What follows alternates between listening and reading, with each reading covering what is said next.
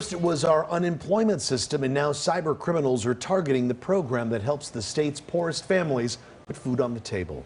The program is called EBT, or Electronic Balance Transfer, and it has saved millions of families. That's right, but now it's being ripped off by tens of millions of dollars.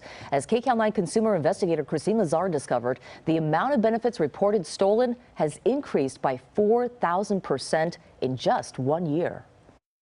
It's the way I survive right now. Leticia Monroe is a disabled single mom whose only source of income is public assistance, which she receives on an EBT card. That's the only way I'm able to take care of my bills, my rent, medical, medicine, any extra things that I need to take care of me and my son. Last month, when she checked her balance on the day her funds are deposited, she learned that thieves had taken nearly all of it, almost $700, leaving the Loma Linda resident with just $6.51 to pay her bills. I was devastated. I think I was in tears all morning. Last month, 16 people were charged in a massive EBT fraud scheme in LA County.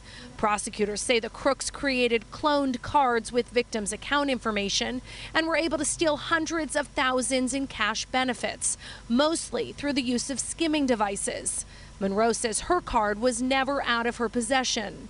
According to these figures from the California Department of Social Services, in the month of July of 2021, the state paid out roughly $92,000 in fraud claims to residents receiving EBT. By January of this year, just 6 months later, the monthly dollar amount ballooned to nearly $1.5 million.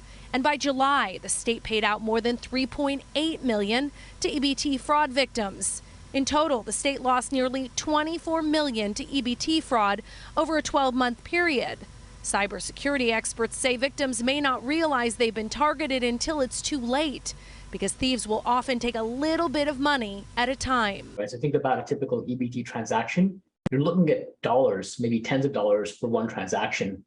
So to make this a profitable enterprise for an attacker, they've got to do this frequently and to many people at once. The chief scientist with Aura reminds recipients to always verify any communication they receive from someone claiming to be with the state and to monitor their account daily. Monroe did have her funds returned to her, and a state spokesperson tells me they are actively working to reimburse victims.